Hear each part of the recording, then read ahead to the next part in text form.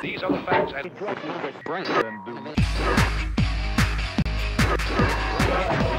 Comunicação. Ato, efeito ou meio de comunicar. Participação. Informação. Convivência. Lugar de passagem de um ponto para o outro. Comunhão. As coisas acontecem mais ou menos assim. Tudo nasce quando se discutem ideias. Quebra a cabeça, pensa, raciocina, entra-se quase em desespero. Mas sim, descobri, já sei, vai dar certo, vai ficar bom. Aí se resolve de que jeito a informação deve voar. Do papel elas pegam uma carona, pode ser nas ondas do rádio, da TV, internet, ou ficar mesmo no papel, das revistas, jornais e do que mais a gente imaginar. Legal, estamos nos comunicando. Mas peraí, onde a gente faz tudo isso? No mercado de trabalho? Não, na faculdade. Pelo menos aqui na FAESA. Aqui tem TV? Tem. Aqui tem rádio? Tem. Aqui tem jornal? Tem. Tem agência de publicidade? Tá bom, já entendi. Bom, mas o mais legal de tudo isso é que os alunos do primeiro ao último período podem participar de todos esses projetos. Ou se quiser, não. Ainda assim, ele vai ter tudinho na sala de aula mesmo, já que a estrutura curricular de comunicação da FAESA trabalha em sintonia entre o prático e o teórico. Peraí, vou explicar melhor, bem devagarzinho. Sabe aquelas matérias que a gente acha que são muito chatas? Não são, não. Aqui a gente estuda história da arte, filosofia, sociologia, antropologia, psicologia. Ai, que tanto ia. Mas é legal. Essas disciplinas fazem com que a gente conheça um pouquinho melhor desse mundo redondo que a gente vive. E, portanto, ajuda a gente a se comunicar melhor. E para se comunicar, a gente tem disciplinas onde se aprende a trabalhar com rádio, televisão, jornal, revista. E também a fazer propaganda, criar estratégias, planejar e desenvolver campanhas publicitárias. Deu para entender agora? Legal. Então, em frente. Bom, retomando. Comunicação, ato ou efeito de comunicar. Participação, convivência. Comunhão. Participação. Para fazer esse negócio aí de participar, é preciso ter coragem. Coragem de abrir um livro, de ler jornais, revistas, de enfrentar o papel em branco. Coragem para estar atrás e na frente das câmeras. Ninguém aprende só olhando. Cara de sono não dá, né? Já que ninguém é de ferro e esse negócio todas as vezes cansa, a gente tem aqui um monte de gente para ajudar. Os professores, em sua maioria, trabalham ou já trabalharam durante anos a fio nos mais variados veículos de comunicação e agências de publicidade. Além disso, todos estudam e são especialistas, mestres ou doutores em suas áreas. Então, dá ou não dá vontade de vir estudar aqui com a gente? E o bom é que depois de estudar na FAESA, o mercado de trabalho te espera. Quem já passou por aqui, tá lá, ó, nas rádios, TVs, agências de publicidade. E o bom é que nessa área as possibilidades são muitas. Toda empresa pública ou privada que se preze tem que ter um de nós por perto. E muitos ainda trabalham sem patrão. São aqueles caras que mal saíram da faculdade e já abriram suas próprias empresas. São produtores, agências de assessoria de comunicação, estúdios de fotografia. Pois é, sacou? Aqui a gente manda ver. Na FAESA você caminha forte rumo ao futuro. E aí, vai ficar aí sentado? Tá esperando o quê? Vem!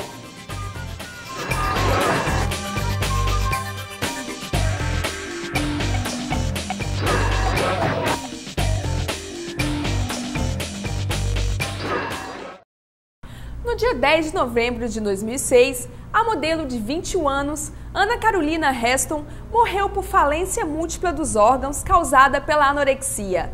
Essa doença é caracterizada por um distúrbio alimentar em que a pessoa para de comer por medo de ganhar peso. No Brasil, a anorexia atinge cerca de 1.700.000 pessoas. No Mídia de hoje, vamos saber um pouco mais sobre essa doença.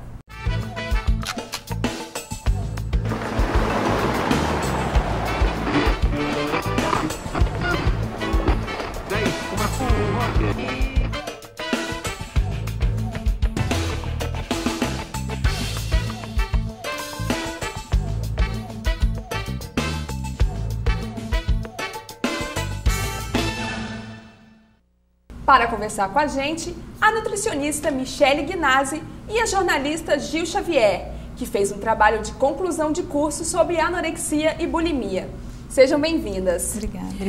A partir de que momento a pessoa se torna anorexa, Michele?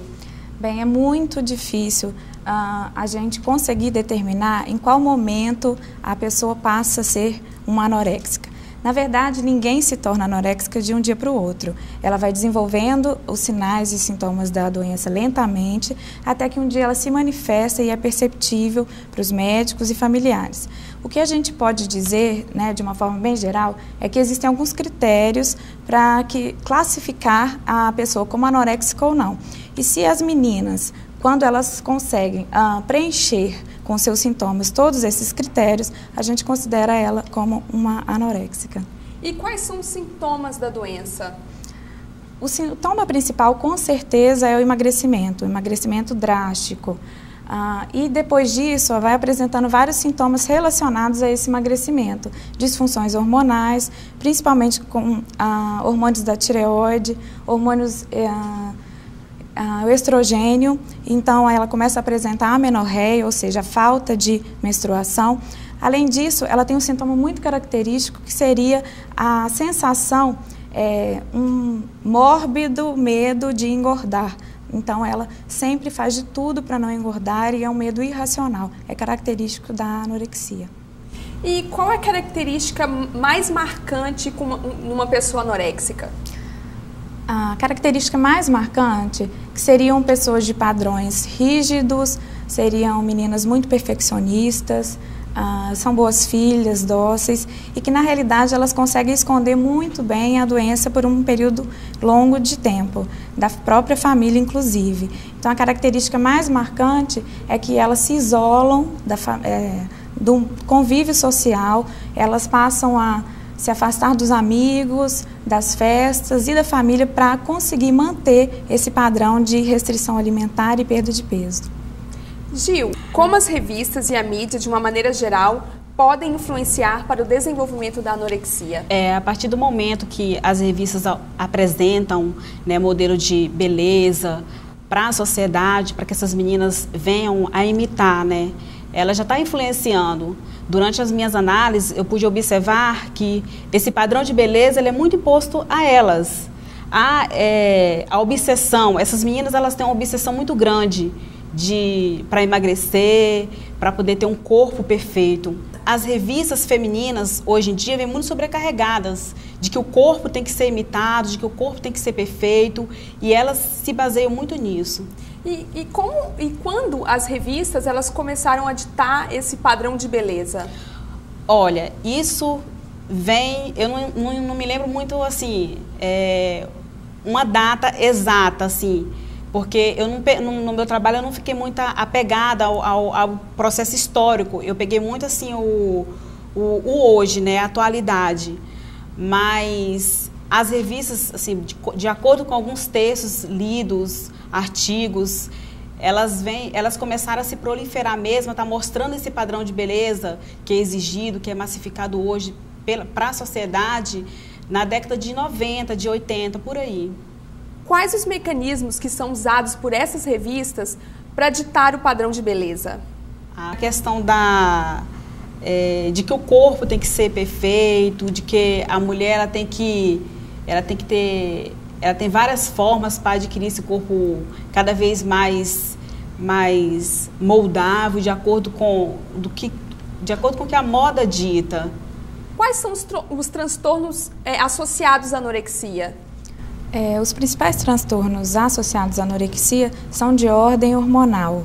Então, elas apresentam vários transtornos com relação a glândulas, disfunções de glândulas, de tireoide, de pâncreas. Então, elas podem, muitas delas, apresentar diabetes associado, diabetes mellitus. E, além disso, alguns transtornos que não são de ordem biológica, e sim psicológicas, que, na verdade, elas podem aí, manifestar sintomas de depressão, transtorno obsessivo-compulsivo, além de outras desordens mesmo de comportamento. E qual é a diferença entre a anorexia e a bulimia? Na anorexia, a pessoa apresenta uma drástica restrição de alimentos para fins de emagrecimento. Já na bulimia, a pessoa ela quer emagrecer, mas ela costuma não conseguir ficar muitos dias sem comer. Então, é muito comum os episódios de comer compulsivamente em um curto período de tempo e seguido, geralmente, por comportamentos que nós chamamos de purgativos, que seriam induzir o vômito, uso de laxantes, diuréticos e até mesmo a prática intensa de exercício físico com o intuito de não engordar. Michele, e o que é índice de massa corporal? O nosso índice de massa corporal é um índice que foi estabelecido pela Organização Mundial de Saúde para que os profissionais de saúde pudessem ter um parâmetro de avaliação de peso.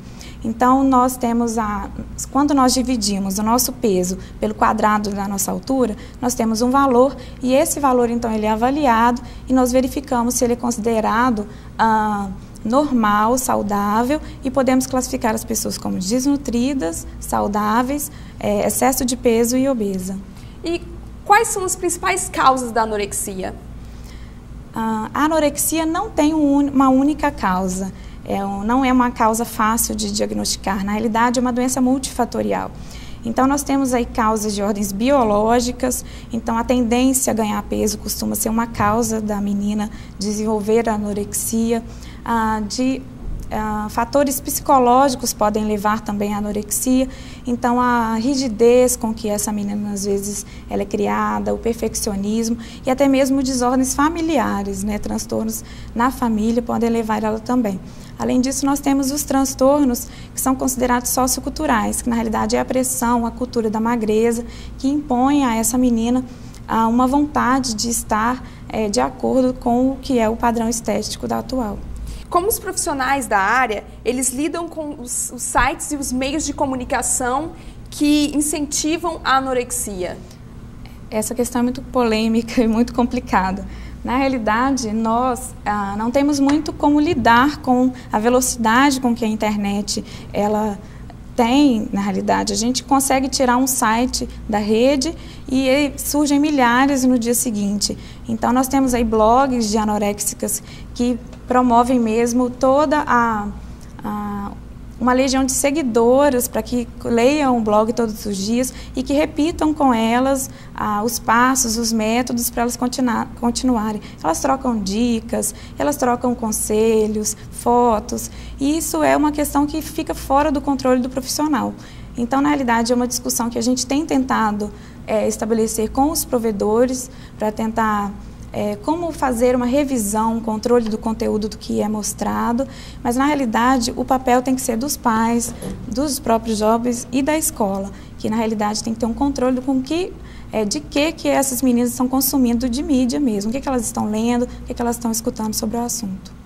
Gil, o que você acha sobre esses blogs, esses programas que incentivam a anorexia? Eu acho que deveria ter um controle assim de os pais, tá? Eu concordo plenamente com o que a Michele, né, falou, de estar vigiando os seus filhos, né? Hoje em dia a internet ela é muito aberta, então assim, eu li as cartas de anorexia e bulimia que eu fiquei assim, assustada de ver delas defendendo mesmo, falando sobre a anorexia, como que aquilo se manifesta no corpo delas. Então, eu acho que deveria, hoje em dia, existe mais pró-anorexia na internet, pró-anorexia, do que dicas, né, de especialistas, né? Acho que deveria ter mais incentivo, ter mais, assim, apoio médicos, entendeu? Assim, dos médicos estar divulgando, ter uma união mesmo, para estar divulgando sobre os riscos que essa doença pode causar na vida de uma pessoa. Existem muitos milhares de sites mesmo que incentivam a anorexia. E um dos critérios das anorexas é esse, usar blog para poder compartilhar uma com as outras, né, e falar mesmo sobre a doença, como que elas estão passando com a doença. O Mídia vai para um breve intervalo, não saia daí. Eu percebi que eu estava doente quando eu estava conversando com um amigo meu na internet e aí ele estava querendo me alertar sobre a anorexia E para mim, eu não aceitava isso. Para mim, eu só tinha bulimia e eu controlava isso, eu vomitava na hora que queria. Até que ele me passou o site e eu li os sintomas e o principal sintoma foi que eu parei de menstruar. Aí foi quando eu aceitei e eu tive que encarar isso. Meus pais não sabiam da doença, eles só foram descobrir 4 meses depois e foi um choque para eles. Minha mãe, ela não conhecia nada sobre a doença, ela achou que era coisa da minha cabeça, brigou muito comigo. Mas depois que foram alertando para ela que a doença era realmente grave, poderia levar à morte, ela foi pesquisando, vendo internet também e me ajudou. Eu lembro que eu estava numa dieta, fazendo uma dieta de 900 calorias, tomando remédio, que aí eu lembro também que meu namorado me chamou para lanchar, aí eu fui com ele lanchar. Na volta da lanchonete, eu me senti meio culpada pelo que eu comi, e essa foi a primeira vez que eu coloquei o dedo na garganta para vomitar. E daí foi todo dia. Tinha dias que eu vomitava 7 vezes no dia e aí eu parei de comer. Comecei a sentir dores no estômago porque eu comecei a ter gastrite, início de gastrite e refluxo. Aí eu fui na gastro e ela conversou comigo, falou que se eu continuasse, poderia até causar outra coisa pior. Aí eu tive que escolher entre a minha saúde ou a aparência. Escolhi a saúde e estou tomando remédio e nesse remédio preciso me alimentar bem. Quando eu comecei a ganhar peso, que por mais que eu via que eu estava magra e eu estava ganhando peso assim, que estava ficando normal, aquilo me incomodava, porque a roupa já estava ficando normal e tal. Mas aí aí eu olhei direito, falei, não, tem que me tratar. A minha recuperação está sendo lenta, mas eu tô me recuperando bem, aos poucos. Se quiser emagrecer, emagreça de uma forma certa, com saúde. Vá para a academia, não vai achando que você para de comer e que isso vai te fazer bem. Não vai. Isso você não pode controlar. Não é de você. Você acaba viciando, como qualquer outro tipo de droga.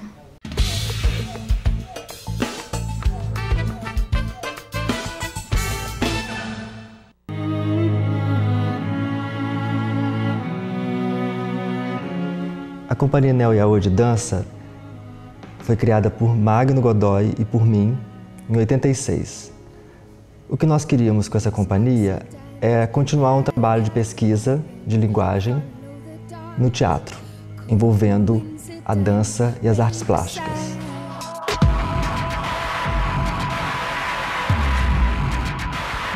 Portanto, se você assiste um trabalho do Magno Godoy ou meu, é possível que você identifique movimentos, situações, dramaticidade próprios de um estilo, que é o mais interessante. Um artista, quando tem um estilo, ele está pronto para tudo.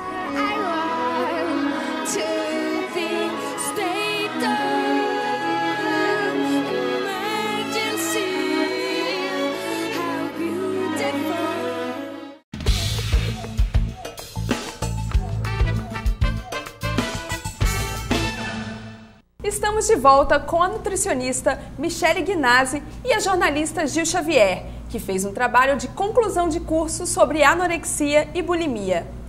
Michele, a anorexia não se desenvolve só em modelos. Qual é o outro grupo de risco?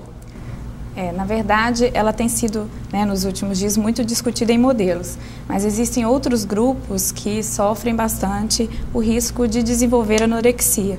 Então, nós podemos incluir aí algumas atletas, principalmente aquelas atletas que precisam ter um peso mais leve, então as ginastas, aquela ginástica rítmica, nós temos as nadadoras, as bailarinas, que não são atletas, mas nós temos aí a necessidade de ter um peso baixo. Além disso, a gente tem que ressaltar as universitárias. Então, alguns estudos feitos aqui, no Espírito Santo, inclusive, têm mostrado que o risco de desenvolvimento de anorexia entre as universitárias, principalmente da saúde, tem aumentado bastante, incluindo as alunas do curso de nutrição. E em que idade a doença é mais comum?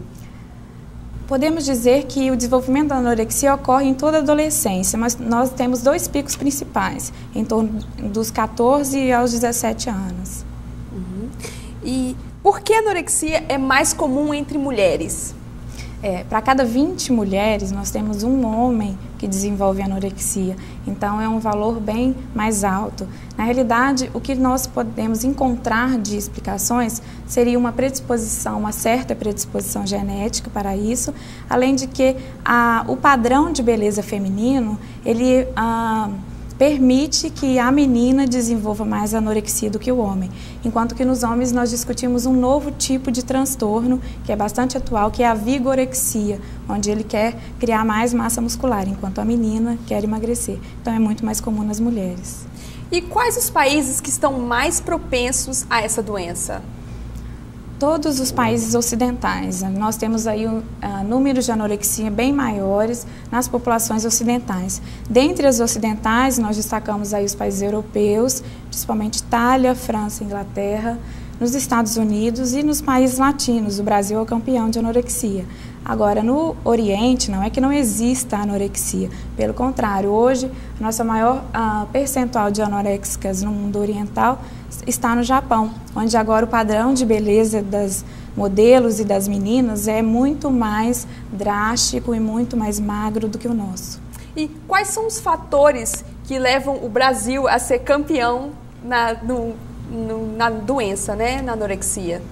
Dentre os países latinos, eu acho que o Brasil tem uma exportação de modelos, né, para o exterior, que fazem com que essas adolescentes que estão aí precisando de um padrão para se espelhar, elas acabem aí se espelhando no sucesso de algumas modelos e querendo ficar parecidas com elas.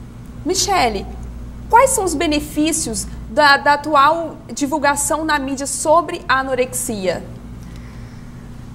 Na realidade, a anorexia deveria ser tratada pela imprensa de uma forma muito cautelosa, porque nós temos aí, por um lado, do ponto de vista de benefício, que com a maior divulgação sobre as doenças, os sintomas, fica também aumentado aí o conhecimento da população sobre a doença. Então fica mais fácil da família reconhecer alguns sintomas de risco entre os familiares e entre as filhas.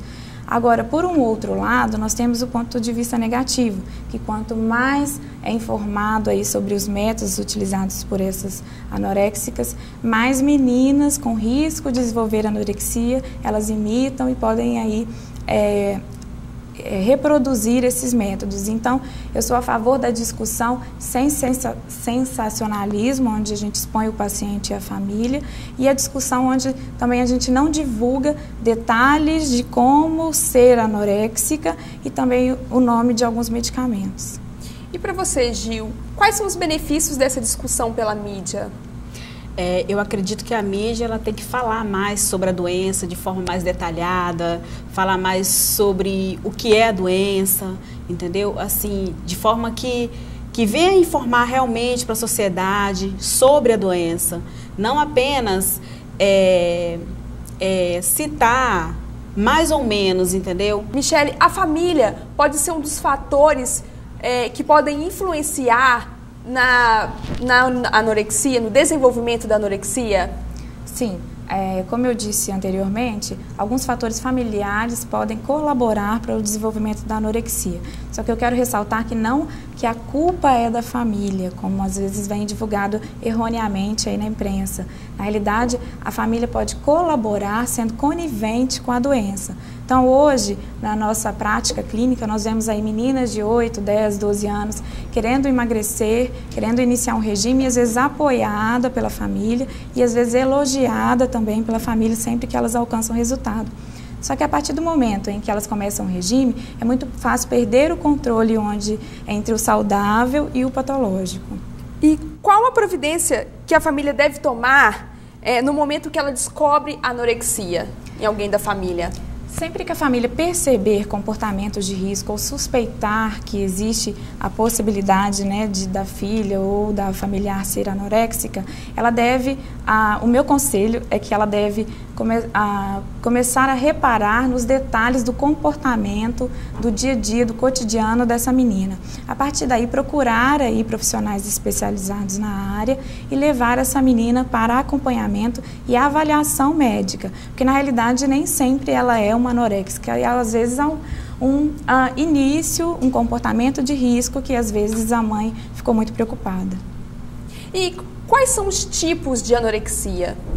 Nós temos 2 tipos de anorexia que são básicos. O tipo mais clássico, mais comum, é a anorexia restritiva, aquela em que a menina praticamente para de comer, ela fica praticamente em jejum durante o dia e vai emagrecendo continuamente, tem aquele padrão bem emagrecido. Agora, o outro tipo, que é esse que engana mais e é o mais difícil de diagnóstico, seria a anorexia do tipo purgativo, que ela é muito confundida com bulimia, que é onde a menina faz períodos de restrições muito grandes, então para de comer por um período e depois ela tem episódios de compulsão muito grandes. Para ela não engordar nesse período que ela comeu, ela passa a utilizar de indução de vômitos, de uso de laxantes, diuréticos, para conseguir aí o controle de peso. E qual desses tipos é o mais grave? A curto prazo, nós podemos dizer que a anorexia clássica, que é aquela em que a menina não come nada, ela vem trazer mais transtornos, mas também ela é percebida mais rápida, porque ela para de comer, emagrece muito e a família percebe mais rapidamente. Só que do outro tipo, do tipo purgativo, ela costuma manter o peso muito próximo do normal. Então, às vezes ela vomita, utiliza laxantes e ninguém fica sabendo, ninguém percebe. Então, ela costuma trazer problemas a longo prazo que são mais graves. E o governo, ele disponibiliza algum tratamento público para anorexia? Esse é um grande problema no Brasil. Nós temos aí poucas equipes especializadas, multidisciplinares para tratamento de todos os transtornos. Não só da anorexia, da bulimia, como também os transtornos de comer compulsivo. Nós temos poucas equipes no Brasil dentro de universidades e alguns hospitais públicos, mas na maior parte dos casos são equipes de pesquisa. Aqui no Espírito Santo mesmo nós temos uma carência muito grande de equipes multidisciplinares e especializadas para o tratamento desses transtornos. O que acontece é uma parceria entre o Estado e as instituições. Por exemplo, hoje nós recebemos aqui na nossa instituição pacientes que são encaminhadas para a gente, para a nossa clínica, vindo aí de postos de saúde. E, geralmente são pacientes carentes que muitas vezes não têm condições de arcar com o tratamento. E como ocorre o acompanhamento de uma pessoa anoréxica? O acompanhamento, sem dúvida nenhuma, o acompanhamento adequado, ele deve envolver aí os níveis de tratamento médico, psicológico e nutricional, sempre. Então, é errado nós tratarmos uma anoréxica só com o médico, ou só com o psicólogo, ou só com o nutricionista.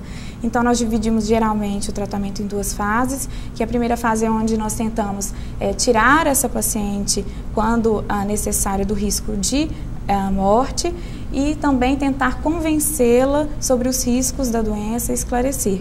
Na segunda fase é que nós fazemos aí a reintrodução de alimentos e o ganho de peso, porque todo mundo imagina que tratar a anorexia e fazer comer, somente. E a anorexia, ela tem cura? Tem cura, mas infelizmente é uma parcela muito pequena das pacientes que conseguem ser totalmente curadas, menos de 1/3 delas. A maior parte, a gente só controla os episódios e a síndrome e o transtorno. Michele, alguns estados, eles têm a fama de exportar modelos. Esse índice de anorexia, ele tem alguma coisa a ver com essa exportação? Por exemplo, Santa Catarina ou Rio Grande do Sul, eles têm um maior índice de anorexia por exportar modelos do que o Rio de Janeiro ou o Espírito Santo? Nós não temos dados confiáveis e estudos aí em que tratam a anorexia em nível populacional. No Brasil nós não temos. Então nós temos estudos isolados em alguns estados. Nós verificamos que a anorexia costuma ser mais incidente, mais prevalente em meninas de classe média e às vezes classe alta. Então nós temos aí uma divisão do Brasil em que nós temos mais anoréxicas nas regiões sul e sudeste, mas não é que ela não acontece nos estados do norte e nordeste, mas nós não temos números confiáveis disso. E no Espírito Santo nós não temos nenhum estudo abrangente sobre isso. E na opinião de vocês, por que a mídia discute tanto esse padrão de beleza, de saúde? Eu creio que beleza e saúde é um assunto que interessa a todo mundo. Nós estamos aí cada vez mais vendo e ouvindo dicas e informações de como prolongar a vida, de como obter uma vida cada vez mais saudável, que na realidade a gente está tentando fazer um retrocesso de uma vida e de padrões aí socioculturais que nós mesmos lutamos para conseguir. Então, cada vez mais nós trabalhamos mais, nós temos menos tempo para nos cuidar e agora a gente luta para ficar mais bonita e para a gente conseguir mais saúde, que o trabalho às vezes e o estilo de vida nos tira, tá? Então eu creio que é um assunto que abrange todo mundo, não tem classe social e é interesse de todos, tanto do rico quanto do pobre. E para você, Gil, por que você acha que a mídia discute tanto esse assunto de beleza, de saúde? Na verdade, eu acho que todo mundo, quem é que não quer ser belo, quem é que não quer ser bonito, né? Ter um corpo em forma, acho que todo mundo quer. Eu acho que há um excesso, há uma obsessão das mulheres em relação a isso, entendeu? Em relação à beleza. Não estou querendo dizer que a gente não tem que andar arrumada, andar com o corpo em forma, não. Só que é um exagero muito grande. E hoje, assim, a mídia, na minha opinião, né, eu de acordo com meus estudos, com a minha pesquisa do meu trabalho, ela aborda muito mais questões voltadas sobre beleza do que sobre saúde. Eu falo isso porque eu queria falar mais sobre saúde no meu trabalho, durante os passos do meu trabalho, e eu tive essa dificuldade.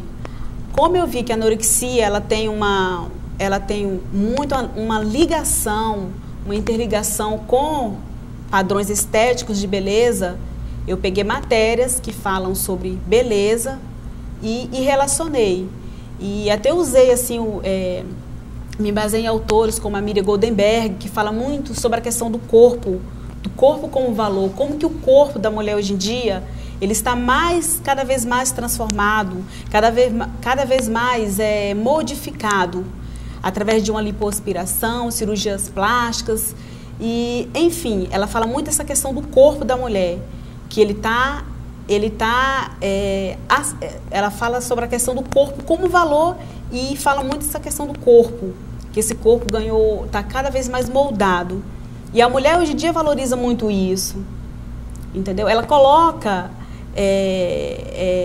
a saúde, ela busca os padrões estéticos de beleza em cima da saúde, quer dizer, ou seja, né, eu acho que a beleza tem que estar em primeiro lugar. Eu vou fazer isso porque vou fazer uma cirurgia porque eu quero ficar bela, porque eu quero ficar perfeita.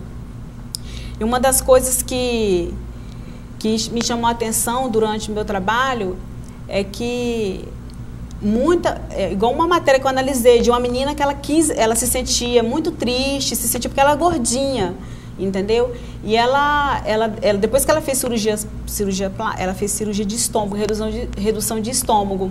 Então ela teve recaída e teve bulimia. Ela ficou, quer dizer, não adiantou.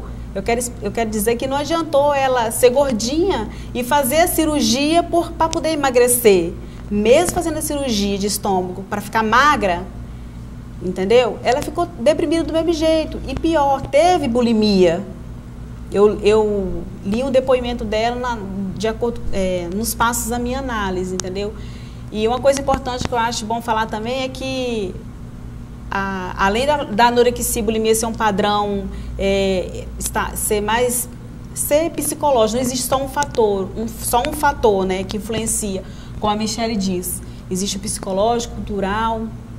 Em relação à sociedade, acho que as pessoas são muito cobradas a mudar a aparência. Muito obrigada pela presença de vocês. E o Mídia fica por aqui. Agradecemos a presença da nutricionista Michele Guinazzi e da jornalista Gil Xavier. E no programa de hoje, conversamos sobre a anorexia, um distúrbio alimentar que atinge milhões de brasileiros. Se você tem alguma dúvida ou sugestão, escreva para nós. Nosso e-mail é programamedia@yahoo.com.br. Agradecemos a sua audiência e até o próximo programa. O Mídia vai conversar agora com Graça Schroeder, diretora da Schroeder Produções, para saber como se comporta o mundo da moda em relação à anorexia. Graça, o que define se uma modelo está pronta para trabalhar? Ou seja, quais são os requisitos exigidos? Primeiro passo, se preparar fazendo o curso de manequim modelo. Nesse curso ela vai ter aula de passarela, postura, entra também etiqueta. Então, o primeiro passo tem que se preparar fazendo o nosso curso. Por que a magreza das modelos se tornou algo tão fundamental no mundo da moda? É um padrão ditado pela sociedade, né? Um padrão de beleza, é aquele perfil magro. Então, a pessoa magra veste a roupa e todo tipo de roupa fica bem, qualquer tipo. Então, nós chamamos do tipo longilíneo. É o tipo que veste a estampa fica bem, não interfere, pode usar uma roupa preta, tudo fica bem. Na sua agência, já houve algum caso de anorexia? Não, aqui na agência não, graças a Deus. Na contratação de modelos, são exigidos exames físicos ou psicológicos? Não, na contratação não exigimos, mas nós orientamos.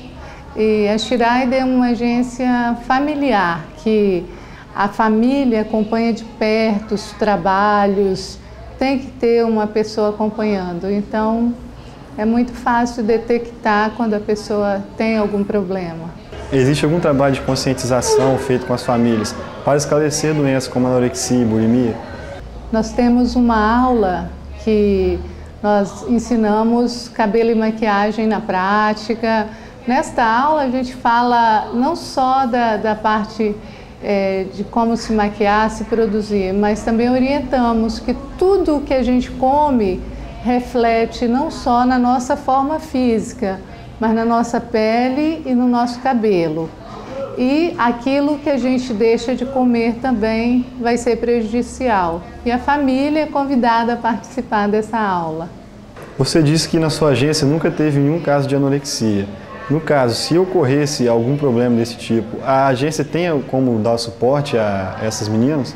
Sim, nós vamos estar orientando um profissional da área para estar acompanhando essa modelo, com certeza. Como vocês conciliam a exigência dos estilistas com a saúde das modelos? Existe um padrão, né, ditado em termos de moda, um manequim mais esguio, a pessoa mais magra. Mas a Schreider prima muito pelo valor da família. Então, a gente procura atender o nosso cliente bem, mas sem sacrificar a modelo. Então, tem aquele biotipo que come e não engorda. E tem aquela pessoa que tem que fazer uma dieta para conseguir o perfil, para se enquadrar na exigência. Então, nosso conselho é emagrecer aos poucos, com orientação médica, comendo muita fruta, muito legume, porque vai fazer bem não só para a saúde, mas também para a pele, vai ter uma pele bonita. Você acha que o mercado da moda tem responsabilidade no que diz respeito ao desenvolvimento de anorexia em modelos? Com certeza, porque o padrão, é o que a gente vê na mídia, é aquela pessoa sequinha. Então a pessoa vê aquele tipo e quer se enquadrar naquele perfil. Então a anorexia é uma doença contemporânea que não atinge só o mercado de modelo, mas está atingindo a humanidade em geral. Foi um alerta, né? Tudo isso que está acontecendo, vindo à tona, eu vejo como um alerta. Recentemente, modelos muito magras foram proibidos de desfilar em passarelas espanholas. Você acha que esse tipo de atitude pode ajudar a combater a doença? Eu acho que tem que ser por aí, de uma forma rigorosa, exigindo, proibindo e mudando esse conceito de beleza é que vai conseguir um objetivo. A criação de leis que definissem um peso ideal para a saúde das modelos ajudaria a solucionar o problema? De repente não um peso, porque a estrutura óssea ela muda muito de pessoa para pessoa, mas um padrão de manequim, né? Um manequim específico, a partir daquele manequim tal, porque acho que peso já é uma coisa meio complicada pela estrutura óssea de cada um. Que atitude uma agência toma ou deveria tomar quando percebe que um de seus modelos tem anorexia? Conversar com a família, alertar a família e encaminhar para um profissional da área. Existe algum sindicato responsável pela fiscalização das agências e de seus modelos? Nós temos o Sindicato dos Artistas, mas que eles não fiscalizam especificamente a agência, essa questão de modelo. Depois do recente debate da mídia sobre a anorexia, como você acha que as agências vão tratar a doença?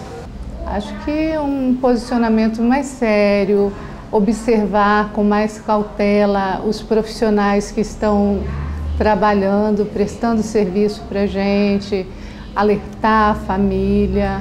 Então, serviu de um alerta geral, não só para a nossa área, mas para o povo em geral.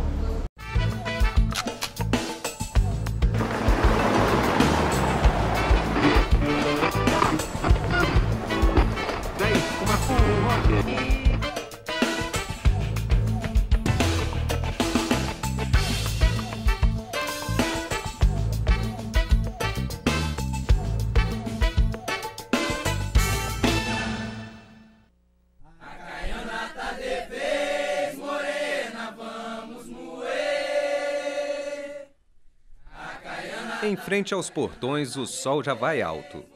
Vai começar a festa a Nossa Senhora da Penha, padroeira do estado do Espírito Santo.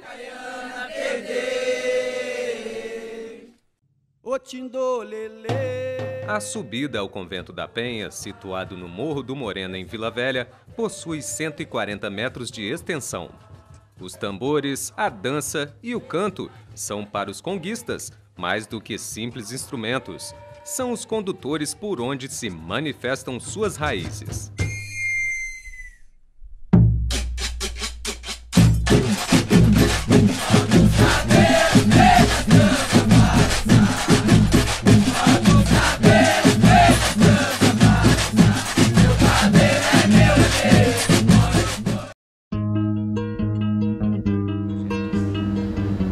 Um dia, eu estava na minha casa, no oceano, num barquinho sem remo.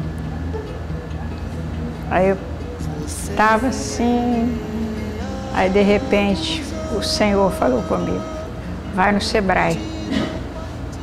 Eu peguei meu material, caminhei para o Sebrae. Aí encontrei uma menina maravilhosa chamada Juliana e ela me deu os remos. Aí me mandou para Colatina, lá na Itapina, dar esse curso. E aí a Faesa soube, me chamou. Tem que ter vontade de aprender, coragem, garra, e quanto menos souber, melhor.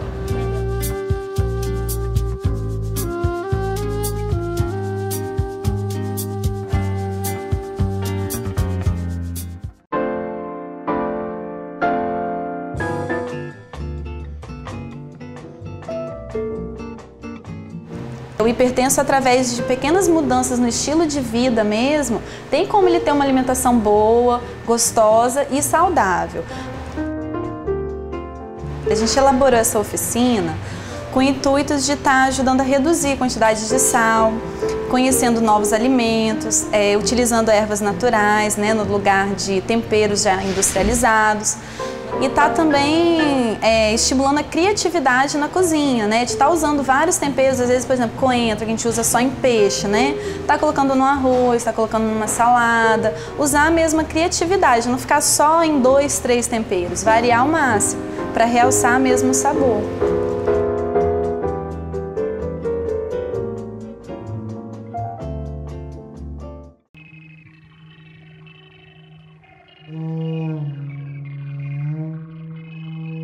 Eu sou de uma família que veio do Vale do Jequitinhonha, e eles veio assim buscar terra fértil aqui, porque o vale já estava muito devastado, não tinha mais mata. Então acho que isso tudo me fez a buscar fazer esse trabalho com reaproveitamento, né, da natureza. Quando eu adquiri esse terreno aqui, comecei a recolher material, pedacinho de madeira na serraria que jogava fora. Foi 2 anos fazendo aqui. Eu acho que eu estava tomado por uma força maior, porque eu nunca vi carregar tanta pedra na minha vida para fazer essa casa. Minha arte é a vida após a morte, porque a gente pega tudo aquilo que foi morto e transforma assim. Derramei minha saudade.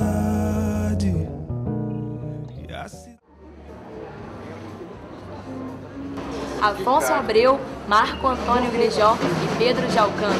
Eles formam a banda de jazz que honra a tradição musical do Espírito Santo.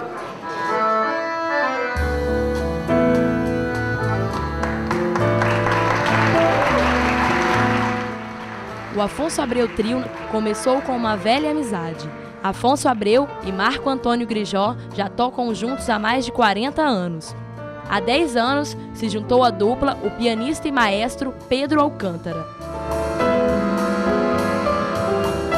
No final do show, tem-se o sentimento de privilégio de presenciar esse raro momento, a marca de um tempo passado que, pelas mãos desses 3 talentos, podem sempre ser presentes e reais. Resta somente o nosso aplauso.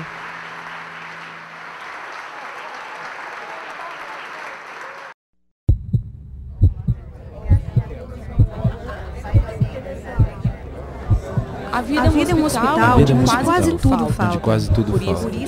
A vida é um hospital onde quase tudo falta. E por isso ninguém se cura. Por isso ninguém se cura. Por isso ninguém se cura. E morrer é que é ter alta.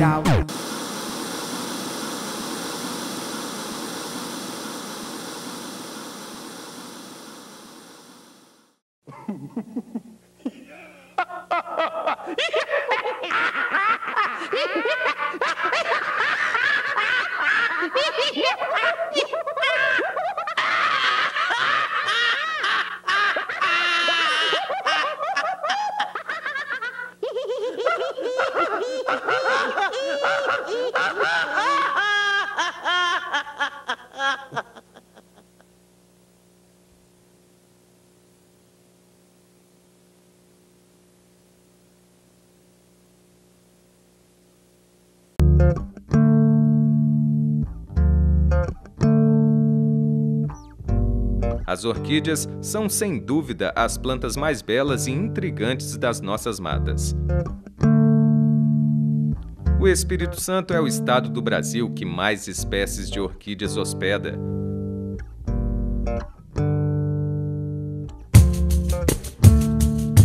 O nome orquídea tem origem na palavra grega orquis.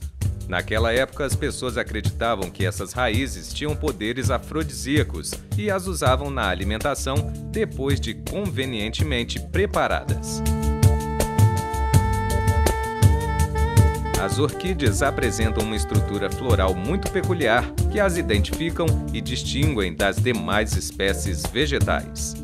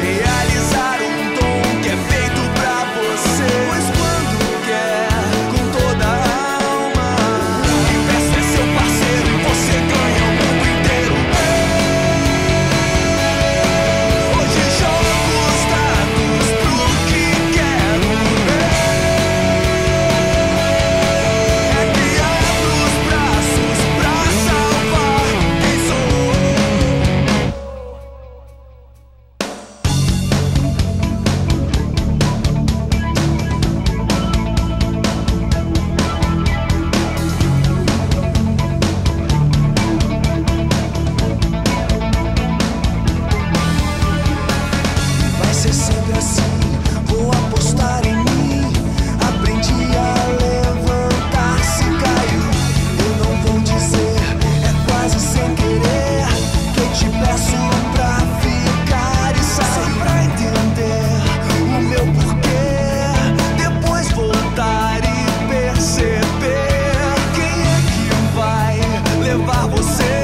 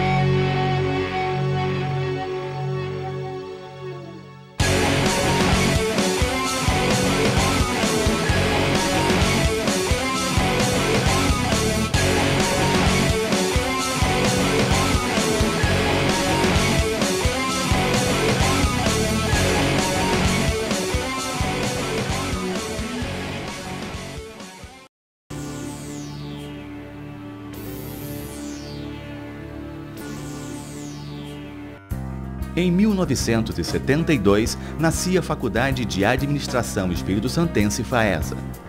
Desde então, a instituição caminhou com passos firmes rumo ao futuro, se consolidando como a mais respeitada instituição privada de ensino do Espírito Santo, trabalhando desde o ensino fundamental à pós-graduação.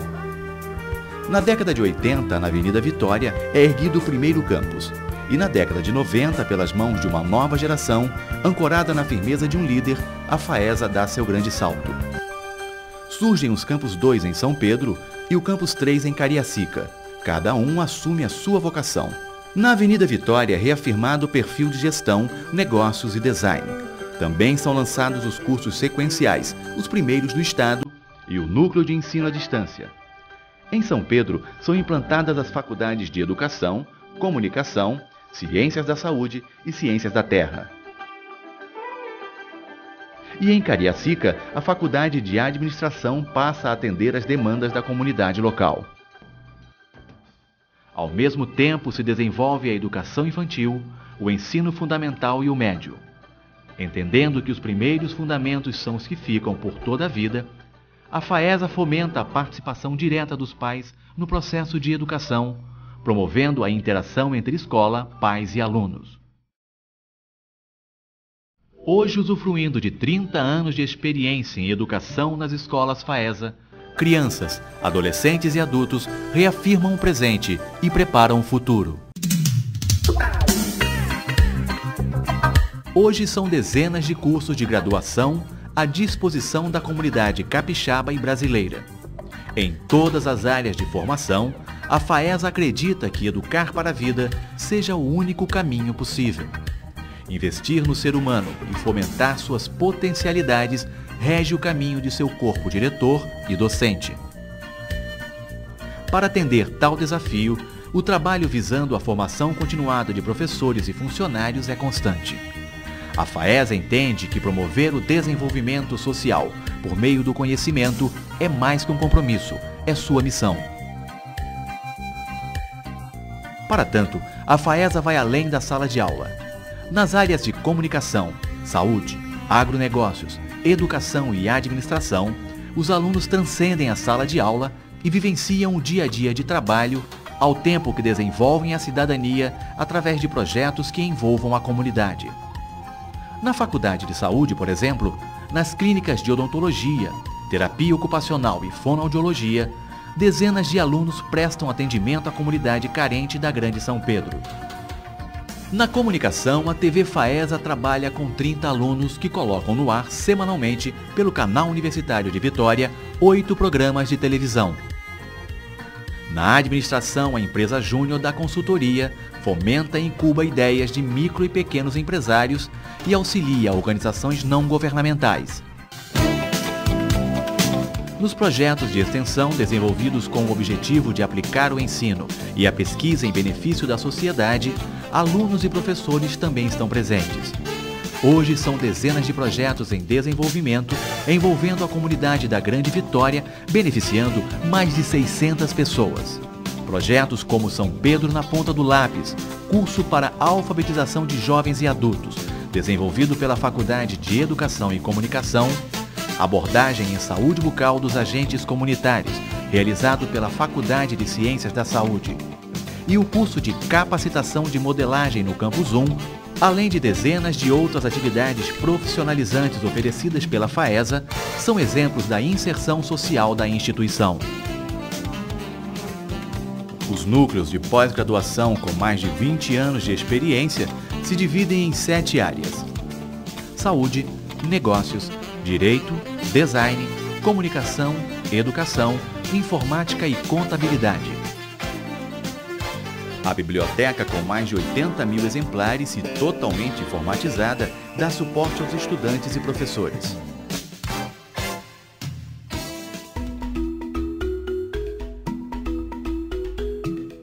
Por entender que a continuidade e a produção de conhecimento são fundamentais em um mundo que caminha rápido, a Faesa desenvolve no núcleo de pesquisa mais de 30 projetos de estudos avançados.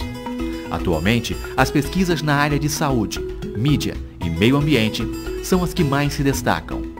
O incentivo aos pesquisadores é dado em forma de bolsa e de parcerias com a sociedade organizada.